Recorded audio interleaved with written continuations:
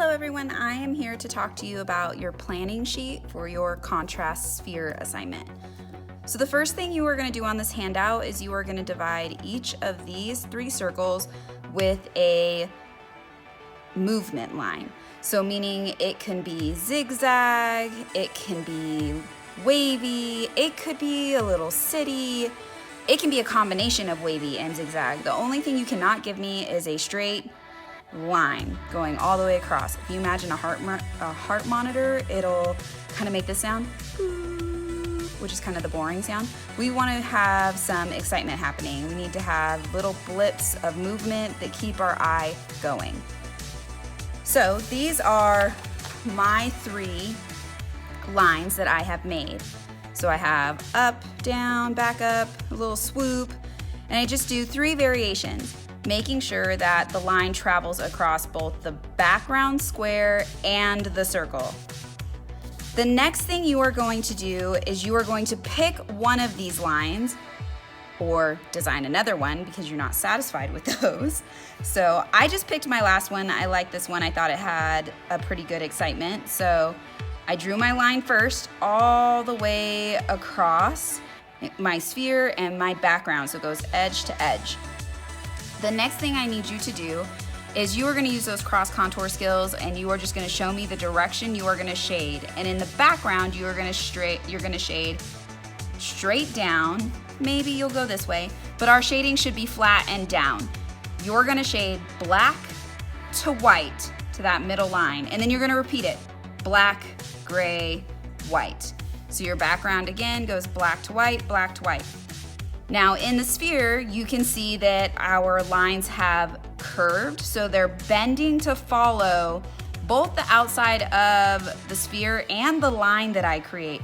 So when I get down here, I know since this is a curvy line, I'm gonna have to shade in those curves and little swoops to make sure that I am showing form and it's not going flat. So please draw in your directional arrows that you are going to shade. You've noticed also, hopefully, that the background is black to white, but your sphere is going to be white to black.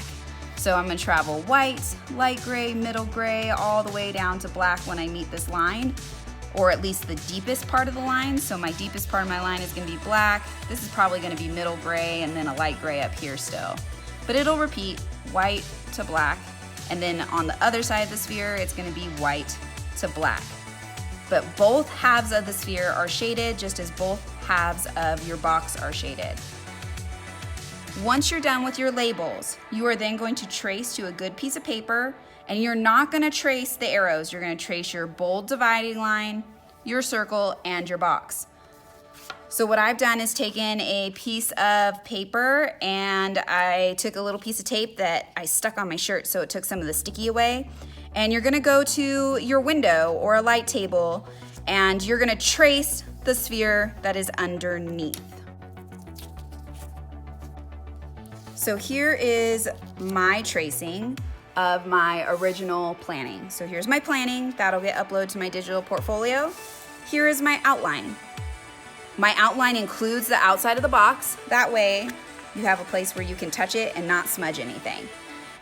The next step we are going to do is we are going to shade this project. So this piece of paper you can shade. The way that I recommend shading is shade the outside here first. So 1, then you can work on the inside. 2, this way I'm not reaching over and smudging anything. So my next space that I would shade would be the bottom half of my sphere, and then finally the last part of my box. Remember that this is gonna go black all the way to white, and then my background's gonna do the same thing.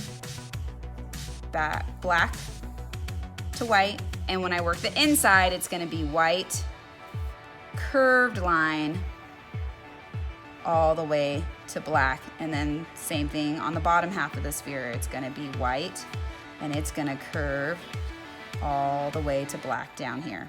So again, shading the top, then the middle, the bottom.